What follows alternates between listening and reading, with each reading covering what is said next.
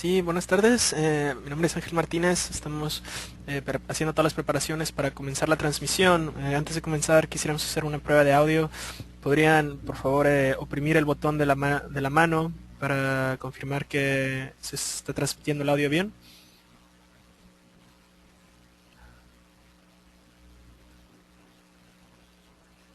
Correcto, parece que la gente nos puede oír, la mayoría de la gente nos confirmó. Entonces, en unos breves minutos, el ingeniero Humberto Arroyave Franco va a estar dando su presentación sobre el caso de estudio y bueno, esperemos que lo disfruten. Muchísimas gracias por su paciencia.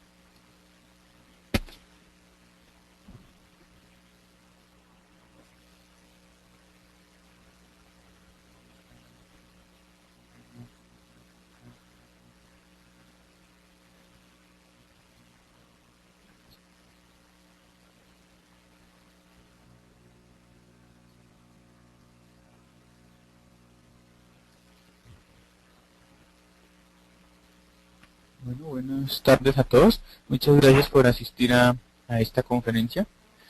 Les voy a comentar sobre un estudio que realicé para la Universidad Nacional de Colombia en el semestre en curso.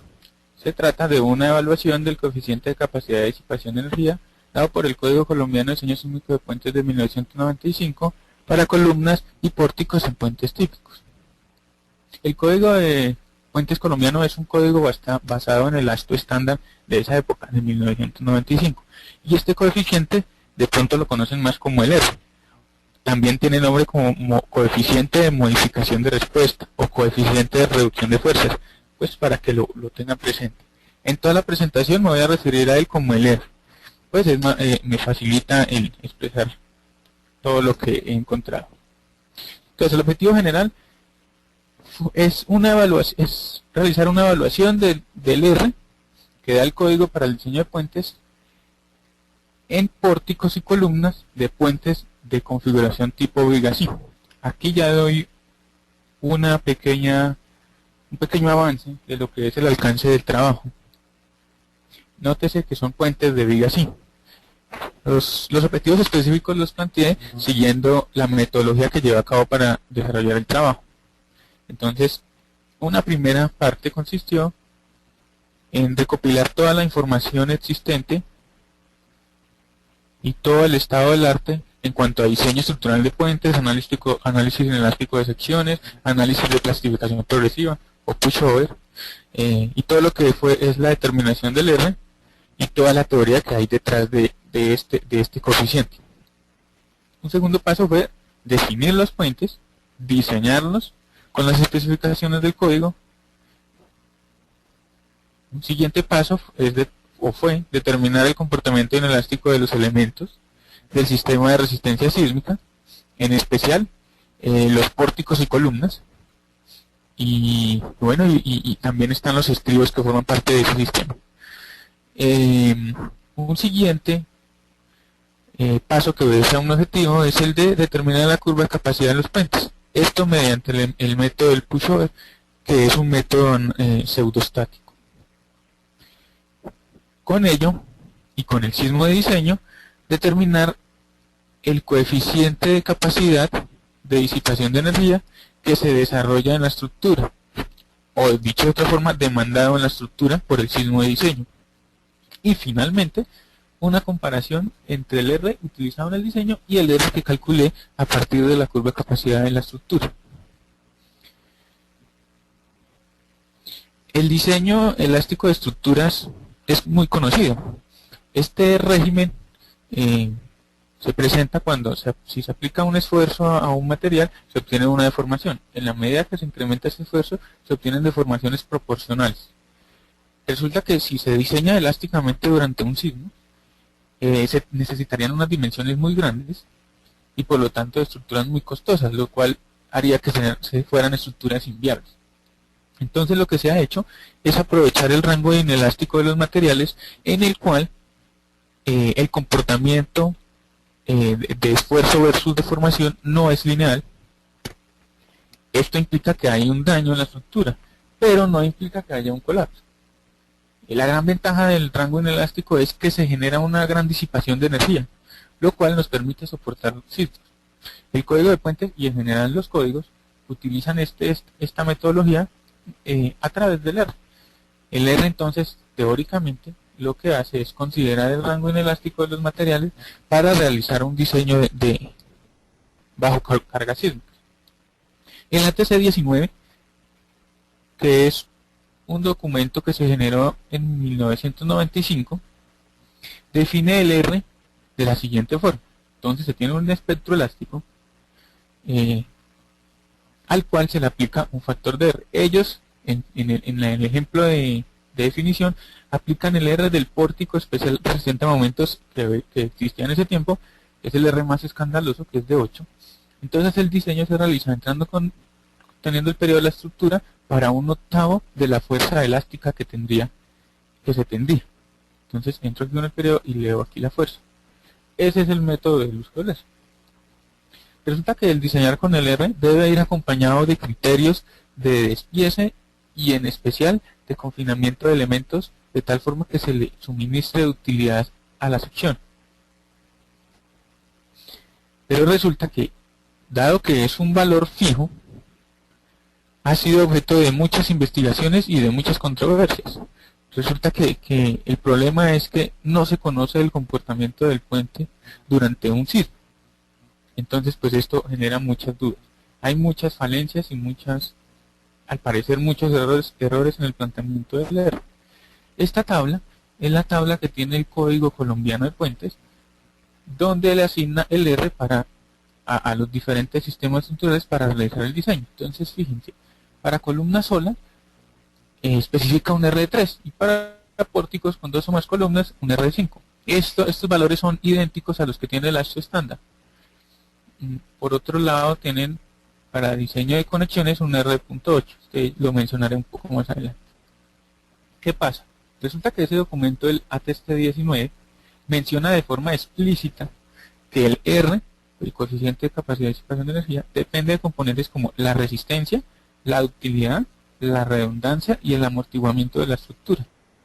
Eso implica variables tales como la rigidez inicial, el amortiguamiento esterético, el periodo de la estructura, el sismo mismo, variables tales que en esta tabla y en general en los códigos no están incluidas.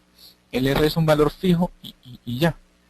Entonces se justifica realizar una investigación a partir de variables más específicas. A modo de ejemplo, el Caltrans en el año 2000, en el año de 1990, sacaron un factor Z que es similar al R en función del periodo. Creo que se lo tengo por aquí. Esta es la primera aparición histórica del R. Este es el ATC 306, que fue el primer código que implementó y que llamó al R. Aquí lo llamaron coeficiente de modificación de respuesta. Y dan el valor del R para diferentes sistemas estructurales. Aquí hay algo importante, y es que el coeficiente tiene un comentario, que es este, que dice: estos valores están basados en el mejor juicio y los mejores datos disponibles en el tiempo de escritura y deben ser revisados periódicamente. Entonces, a ver, pongamos un ejemplo. Si tomamos un pórtico resistente a momentos en acero, el valor aplicado es de 8. Si es en concreto reforzado, estamos hablando de 2. Si es una estructura tipo péndulo invertido, es de 2,5. Esos valores han cambiado a través de la historia. Esto es lo que les comentaba el Caltrans. Este factor Z es equivalente al R. Ellos sacaron esto en función del periodo de la estructura. Entonces fíjense que en la medida que el periodo aumenta, el valor del R, para no mencionar Z, que ellos utilizaron con este abaco, se va reduciendo. Entonces es interesante esto. Metodologías del cálculo del R hay muchas. Voy a mencionar 3 y cada una de ellas el porqué. Esta primera, que es la de Newman y Hall, fue publicada en 1973 y es la metodología de referencia y de partida de la mayoría de los métodos. Ellos dividieron las estructuras en dos grupos: unas estructuras de periodo largo y otras estructuras de periodo corto. Las de periodo largo son aquellas que presentan periodos mayores a 1 segundo. Entonces fíjense que aquí ya el R en cierta medida está planteado en función del periodo. Entonces en esta primer grupo de estructuras, ellos plantearon que el sistema, entiéndase la estructura, analizada de una forma elástica y de una forma que se considera las deformaciones inelásticas, que ellos lo llamaron un sistema dúctil, encontraron que el desplazamiento elástico es aproximadamente igual al desplazamiento inelástico. Entonces definieron ductilidad como la división entre el desplazamiento máximo y el desplazamiento de fluencia, que es este, y asignaron el valor de R como igual a la ductilidad, que se utiliza para dividir la fuerza elástica.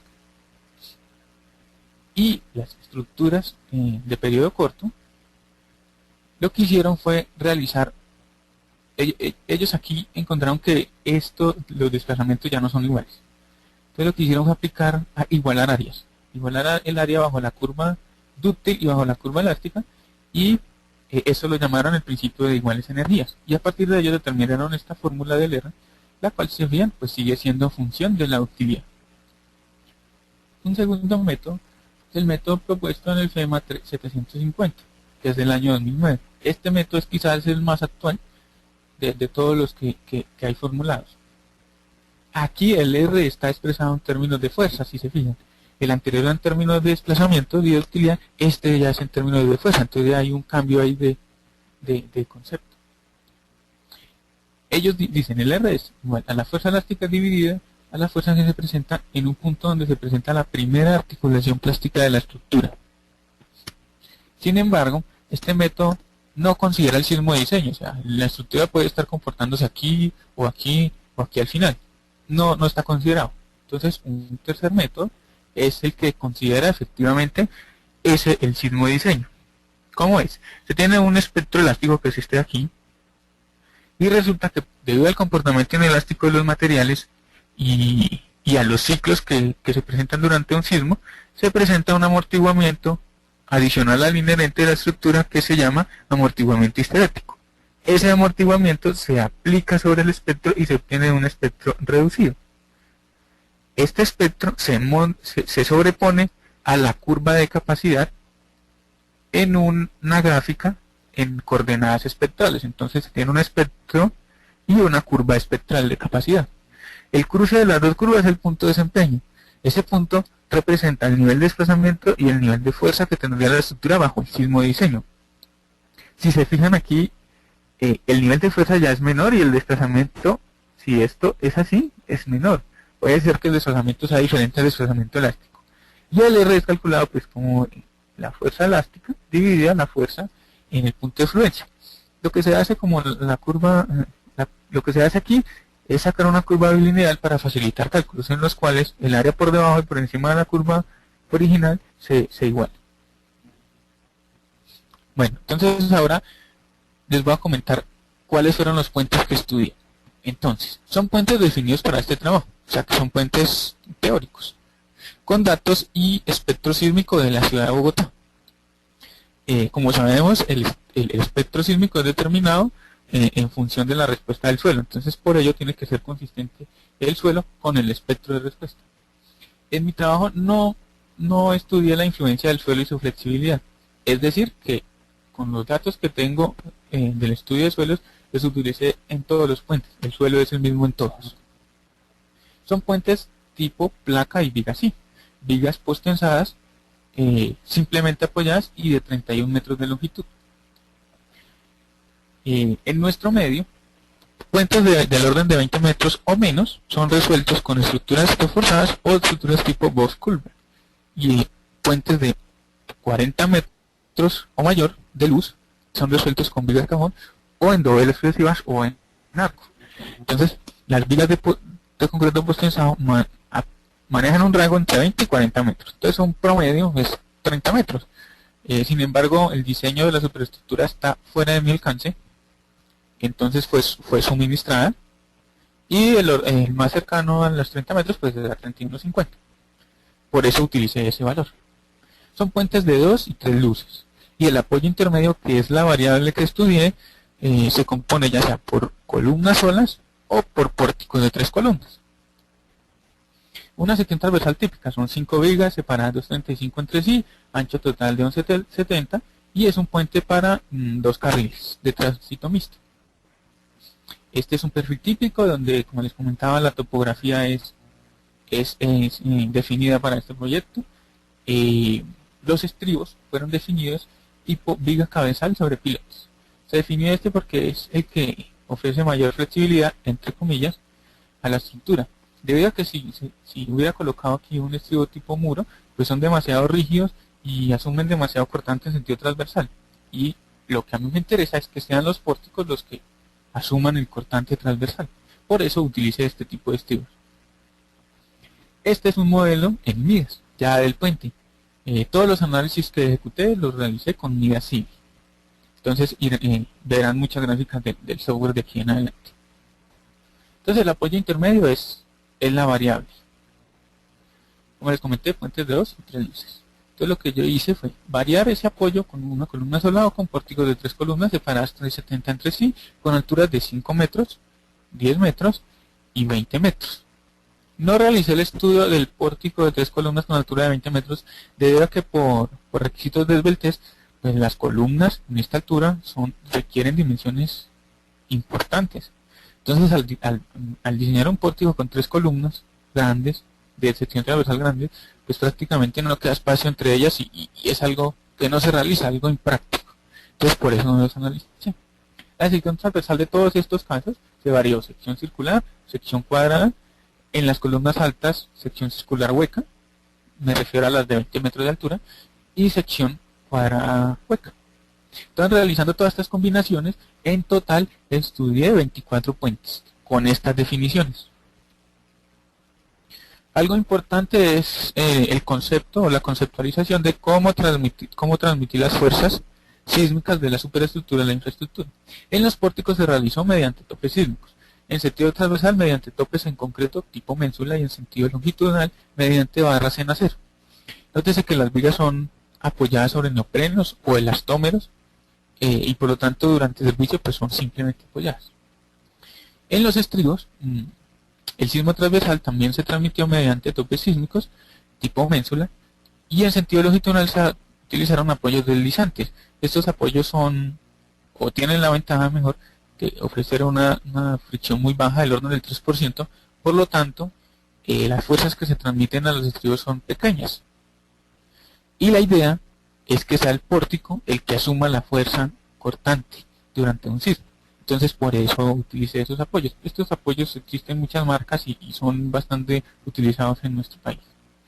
El análisis estructural lo realicé pues con las ventajas que ofrece Midas del proceso constructivo. Entonces en una primera etapa se construyen todas las infraestructuras. En una segunda etapa se realiza el montaje de las vigas preforzadas con un tensionamiento inicial que se encarga de soportar peso propio y las cargas que vienen a continuación. En la siguiente etapa el peso fluido de la placa, así como carga viva de construcción y de formaleta. Una vez esa placa fragua, pues se entra a trabajar en conjunto entre viga y placa, una sección compuesta. Se aplica un segundo tensionamiento y finalmente se aplican cargas de pavimento, barreras de tráfico y finalmente carga viva y el sismo. El diseño se realizó pues siguiendo toda la normatividad del código, que como les comento básicamente es el ASTO estándar. El camión de diseño es un camión que se denomina C4095, es decir, pesa 40 toneladas, definidos en 1995 y su línea de carga. El espectro, de acuerdo a la microzonificación sísmica de Bogotá, con un coeficiente de aceleración de 0.15, en un suelo denominado depósito ladera y, como dato relevante en la meseta, un valor de SSUA de 0.625. Al realizar el análisis modal dinámico de todos los puentes, se encontró sobre los modos que el primer modo varía entre 1 y 3 segundos en función de la altura del puente. Este desplazamiento que ven aquí es digamos que es por el apoyo deslizante. Entonces, la idea es que el pórtico está asumiendo todo el cortante. El segundo modo en los puentes fue en sentido transversal y ese modo varió entre 0.5 y 0.8 segundos, debido a que los estribos, a pesar de que se utilizó viga cabezal sobre pilotes, son bastante rígidos y toman bastante cortante en sentido transversal. La participación de masas estuvo entre el 85% y el 90%, tanto en sentido longitudinal como en sentido transversal. Esto es importante para cuando mencione lo del análisis pushover. Bueno, y dentro de las especificaciones está el código, el LR que define el código. Entonces utilice para columnas solas 3 y pórticos con 2 o más columnas, en este caso fueron 3 columnas, 5. Adicionalmente en los topes sísmicos utilice un R.8 y pues son conexiones. Y en los pilotes y cimentaciones el código no está aquí, pero el código establece que el R de utilizar debe ser 1. Es decir, que se pretende que la estructura trabaje elásticamente. Otro requisito de cuantía volumétrica en las regiones extremas de la columna con una separación máxima de 10 centímetros y determinadas con las ecuaciones muy conocidas ya en los códigos para cuantía volumétrica de secciones circulares y rectangulares. Y finalmente una elaboración de planos. Hasta aquí un diseño normal en una oficina, de acuerdo al al código.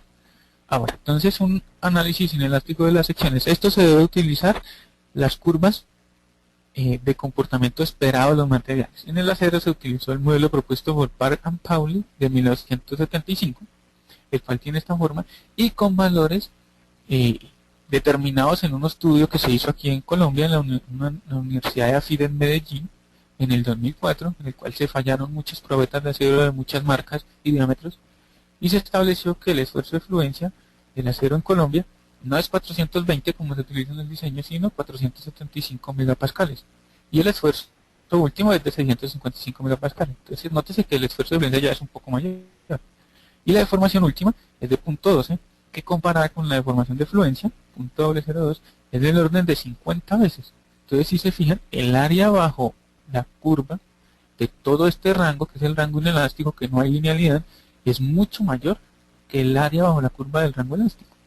El área bajo la curva también se puede entender como la capacidad de disipación de energía. Entonces, el rango inelástico ofrece mucha mayor capacidad de disipación de energía. Se utilizó el modelo para el concreto planteado por Mander Presley en 1988, en el cual, gracias al confinamiento que se le da a la sección, se logra obtener mayor capacidad de formación de concreto y mayor mayor capacidad de resistencia. Aquí también toda esta área achurada es lo que ofrece la inelasticidad del concreto, que es mucho mayor que el concreto sin confinar.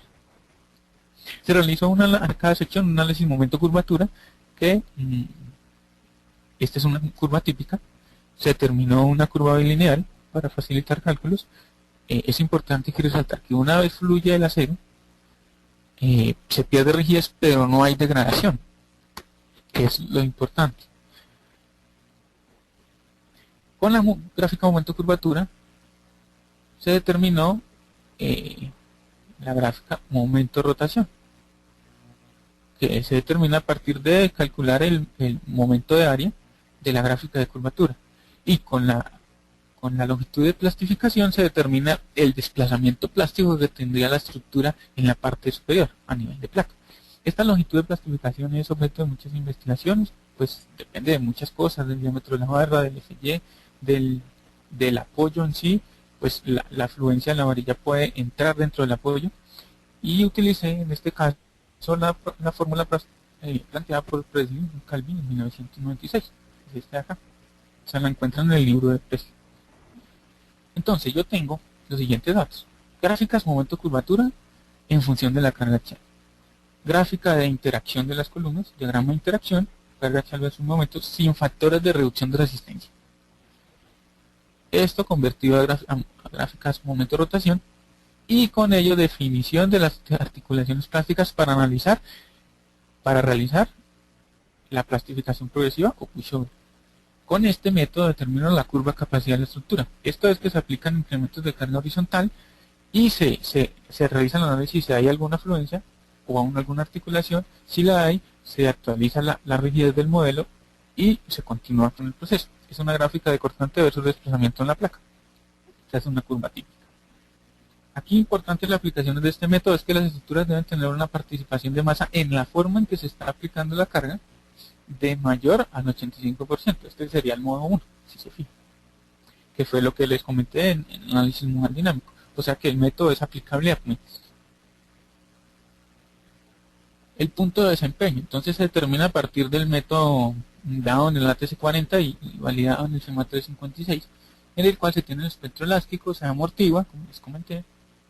Este amortiguamiento se realiza mediante la formulación de Chopra, donde se calcula un amortiguamiento viscoso equivalente, y fuera de eso un amortiguamiento efectivo. Se realiza el montaje de la curva espectral de capacidad y el espectro amortiguado, y se calcula el punto de desempeño en su cruce.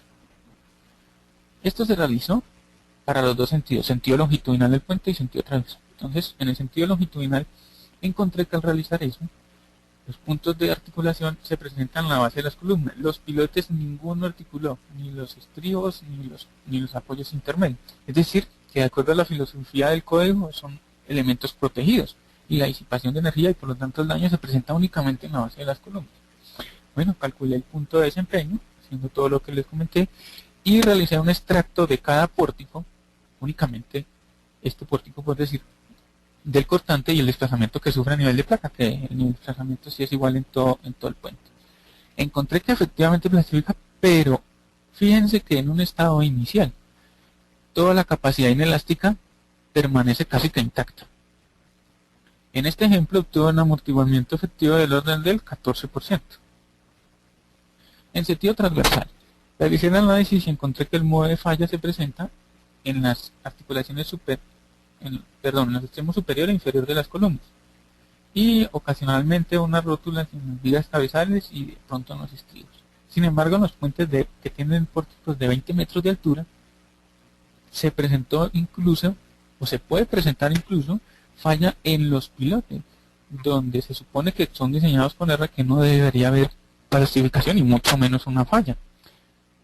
Entonces, esto se debe a que en la medida que los pórticos son más altos, pues son más flexibles y por lo tanto los estribos asumen más carga.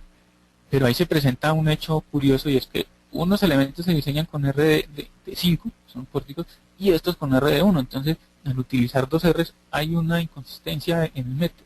Por eso se presenta la plastificación y falla de los pilotes en los estribos. Realicé lo mismo en sentido longitudinal, debido a que los estribos son diseñados con R de 1 y son los que asumen mayor cortante. El comportamiento del puente casi que es elástico, no hay una incursión en el rango inelástico, no hay disipación de energía. Este es un extracto de las fuerzas en el pórtico. Si se fijan, no alcanza a llegar al punto de fluencia, o sea que permaneció totalmente elástico, y el amortiguamiento fue, en este ejemplo, del 5%, lo cual es el amortiguamiento inherente a estructuras en concreto reforzado. Entonces, resultados ya en general de todos los puentes. Como mencioné, el método Newmar y Hall mencionan que en sistemas dúctiles, el desplazamiento elástico, esta curva es el diseño elástico, este punto, ellos encontraron que era igual al desplazamiento en el sistema dúctil. La curva punteada es la curva de capacidad y este punto es el punto de desempeño. Si se fijan, no son iguales. Pero ¿qué pasa?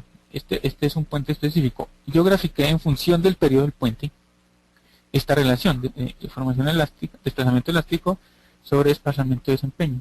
Esa relación es cierta en el orden de los 3,5 segundos. Yo diría que de 3 segundos en adelante ya es cierto esa aseveración. Sin embargo, de 1 a 2,5 segundos ya no es tan cierta. El desplazamiento elástico es del orden de un 30% del desplazamiento inelástico. Esto es importante porque uno puede tomar el desplazamiento elástico como el desplazamiento de la estructura, que puede implicar decisiones como rigidizar las columnas o juntas de dilatación en los extremos. La reserva de resistencia, esto es un concepto bien importante. Este es un diseño normalito de una estructura, cortante elástico, desplazamiento elástico. Este cortante de un R me da aquí un punto de diseño. Sin embargo, yo encontré que la curva de capacidad de las estructuras es esta, y esta que está en azul. El punto de fluencia realmente se presenta a un nivel de fuerza mayor. Esto es debido a varios factores, entre ellos que el diseño se realiza con factores de reducción de resistencia, a que el acero presenta un esfuerzo de fluencia mayor que el que se utiliza en el diseño, y que el concreto, debido al confinamiento, pues tiene una capacidad a compresión mayor. Entonces, por lo tanto, eso que yo llamé sobre resistencia y que encontré que en promedio es de 1,5 en los puentes de 2 y 3 luces, esto influye bastante sobre el R. ¿Por qué? Si miramos aquí, el R de diseño es este, cortante elástico dividido un R, y tenemos el cortante diseño. Pero resulta que la estructura fluye aquí y el R se calcula respecto a este punto. Entonces tendríamos un R desarrollado. Este R desarrollado es contundente, que es menor que el R de diseño. Y estos son dos conceptos que se deben tener totalmente diferenciados y claros. Una cosa es el R de diseño, otra cosa es el R desarrollado. Y el R desarrollado siempre es menor que el R de diseño. La relación entre los dos será el factor de sobreresistencia. Entonces yo encontré, graficando todos los puentes en función del periodo, que el R desarrollado en promedio en cada uno de sus puentes es de 2. Uno diseña con R de 3 en sentido longitudinal, como una columna, y se obtiene un R de 2. Hacia periodos grandes eso se reduce y llega a ser del orden de unos 7 o unos 6. de utilidad solicitada. Resulta que a partir del punto de desempeño yo puedo calcular o puedo realizar la división entre el desplazamiento en el desempeño dividido el desplazamiento de influencia, que es lo que se llama utilidad solicitada, y encontré que en los periodos de 1 a 2,5, en los puentes que tienen periodos de 1 a 2,5 es del orden de 1,5 esa utilidad, y ya en puentes mayores tiende a ser menor. Entonces, en la medida que se incrementa el periodo, la demanda de utilidad es menor. Y la capacidad de utilidad, que sí me da un punto de comparación entre las estructuras de que son capaces de soportar, que es la división entre el desplazamiento máximo y el desplazamiento de fluencia, graficado en función del periodo, encontré que varía entre 4 y 8, entre 4 y 8. O sea, esto significa que la estructura es capaz de soportar 4 veces el desplazamiento de fluencia una vez fluye, o aquí 8 veces una vez fluye. Sin embargo, estos resultados hay que mirarlos y tenerlos en cuenta con extremo cuidado. ¿Por qué? Por este efecto, los efectos P delta. Si yo tengo un pórtico de altura 5 metros, tiene un periodo del orden de unos 32 segundos, la gráfica punteada es sin considerar los efectos delta, P delta, perdón, y la continua considerando los efectos. Aquí, pues sí hay efecto, pero es poquito. Si aumentamos la altura del pórtico, ya el efecto es mayor. Comienza a haber una degradación de la resistencia. Y si miramos los de 20 metros, con un periodo de 3,55 segundos, pues es catastrófico la degradación de resistencia y la pérdida de rigidez de la estructura. Un hecho aquí importante es que, si se fijan, el punto de desempeño, en la medida que incrementa el periodo, se va mostrando que la incursión en el rango inelástico es menor. Es decir, que la estructura cada vez tiende a ser como más elástica, en la medida que se incrementa el periodo. En sentido transversal, como vimos, pues no hubo un desempeño inelástico, por lo tanto, la estructura no sobrepasó el punto de fluencia. Debido a que el desempeño fue elástico, pues más o menos, el punto elástico es igual al punto de desempeño. Aquí hay algo clave. Si este es el diseño elástico, ¿por qué no tiene la misma pendiente? Resulta que esta gráfica de la curva de capacidad considera todo lo que pasa en la sección. Entonces, una vez empieza a aplicarse el momento de la sección, lo primero que se fisura es el recubrimiento. Una vez se fisura, pues hay una pérdida inmediata de rigidez, y por eso la curva tiene una pendiente menor. En cambio, en el diseño elástico no. El diseño elástico considera toda la sección, no considera fisuración, y por eso la pendiente es mayor. Ahora, si gráfico el desplazamiento elástico versus sobre el desplazamiento de desempeño en función del periodo del puente, en sentido transversal tengo periodos entre 0.5 y 0.8, no es muy amplio el rango, pero se puede ver que los desplazamientos son prácticamente iguales. Podría decir que es una relación de 1. La sobreresistencia, obtuve sobreresistencias grandes del orden de 4,68 en puentes de 3 luces y en puentes de 2 luces 6,86. Esto se debe primero a que son estructuras redundantes, son pórticos en ese sentido. Y segundo, o mejor, los puentes de 2 luces presentan mayor sobreresistencia debido a que es una estructura más rígida en ese sentido. Los estribos asumen más corriente y son diseñados con R de 1. Mientras que esta estructura ya con una luz intermedia pues es un poco más flexible. El R desarrollado en sentido transversal. Pues como no plastificó, pues no hay una disipación de energía, por lo tanto se le asigna un R desarrollado de 1, será menor que 1, es decir, no hay disipación de energía. La utilidad solicitada, pues no fluyó, no hay cómo sacar, no hay una utilidad solicitada. Por eso estos valores de aquí son todos menores que 1. Y la capacidad de utilidad, es así se puede calcular, desplazamiento último dividido desplazamiento de fluencia, entre el rango de periodos, que es de 0.5 a 0.8, varía entre el orden de 3 a 6. Sin embargo, no puedo concluir mucho de estos datos, pues el rango es pequeño y no me da para concluir algo al respecto. Ahora, la superestructura fue fija, luces de 31 metros. Eso que implica que la carga axial sobre las columnas es la misma en todos los puentes. Por ello no tengo una variación respecto a la capacidad. Tengo una del orden del 6% al 11% de la capacidad de la columna. la carga axial sobre la columna era del 6% de la capacidad. Sin embargo, hice un estudio en el cual tengo una sección y le aumenté la carga axial para encontrar qué pasaba. Entonces arranqué con una columna con una cuantía del 1% y fui incrementando la carga axial. Encontré que al realizar esto, la capacidad de utilidad o desplazamiento último de la columna se disminuye rápidamente. Incluso puede haber una degradación de la resistencia. Ahora, si yo calculo el área bajo la curva, que sería la capacidad de disipación de energía, en función de la carga axial, en la medida que incremento la carga axial, pierdo capacidad de disipación. Entonces, el R, que es disipación de energía, debería ser en función de la carga axial. Ahora, si hago esto para una cuantía del 2%, obtengo lo mismo, y para el 3% es igual. Es decir, esto es una tendencia. Entonces, el R debería ser planteado en función de la carga axial. Pero los códigos, y en este caso el código de puentes colombiano, lo plantea como un valor fijo. Entonces, ¿qué encontré yo que han hecho? Lo introdujeron por el lado de los factores de reducción de resistencia. Entonces, esta gráfica de factor de reducción de resistencia versus carga axial. Para una condición estática, el phi que se utiliza es 0.75. Pero para la condición dinámica, el Ashton y el código de puentes tienen que cuando se pierde una carga axial del orden del 20% de la capacidad de la columna, se utilice de ahí en adelante un factor de reducción de resistencia de 0.5. Es decir, que la capacidad se está dividiendo, se está pasando a la mitad, la útil. ¿Por qué hacen esto?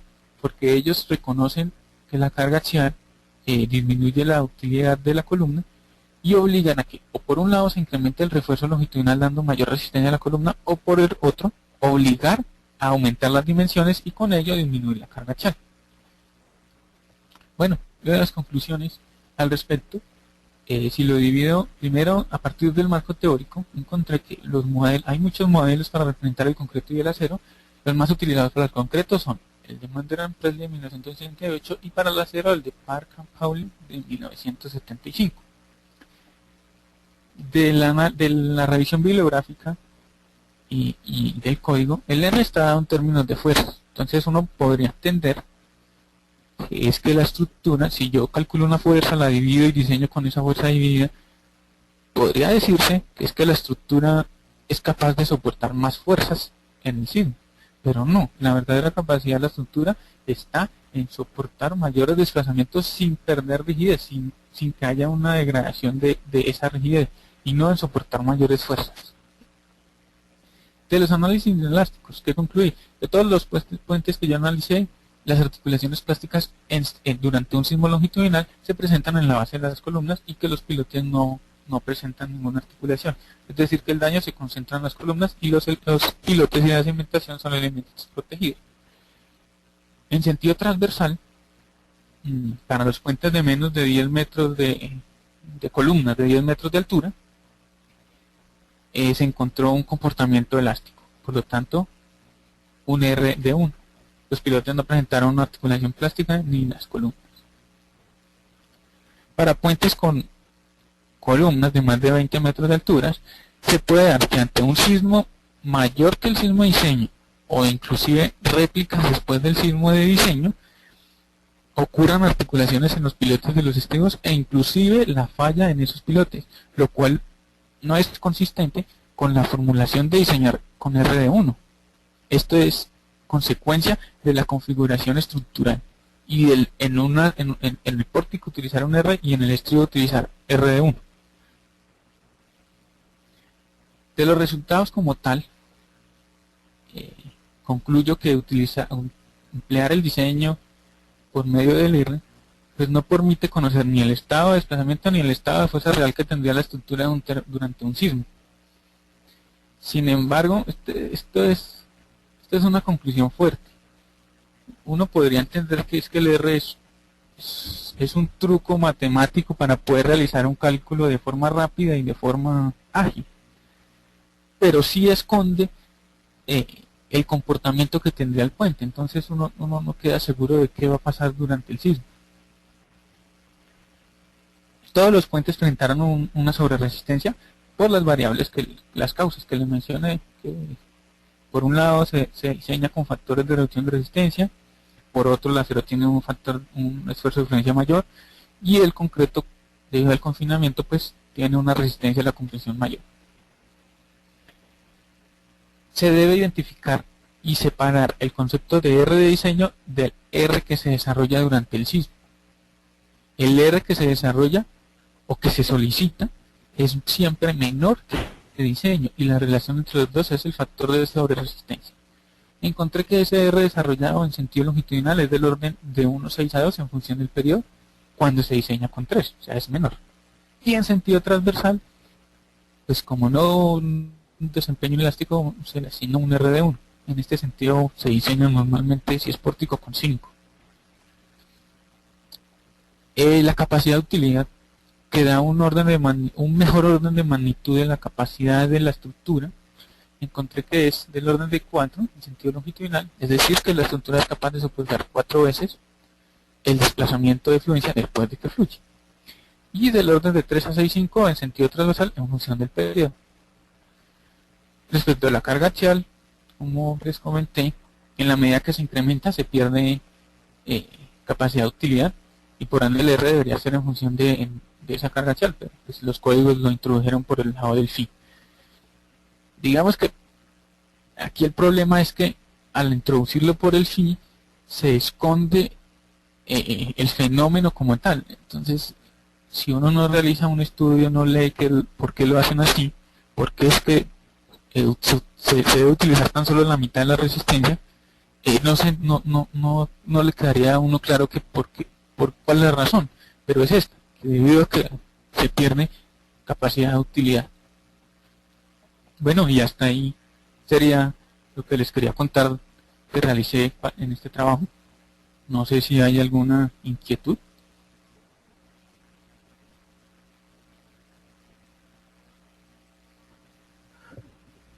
Muchas gracias, Humberto. No sé si podrías ser tan amable de darnos tu correo electrónico por si hay unas consultas que te quieran enviar directamente. Sí, por supuesto, sí. Mi correo es Humberto, sin la O final, franco@yahoo.es. Entonces ahí cualquier inquietud me pueden escribir o cualquier comentario que quieran realizar.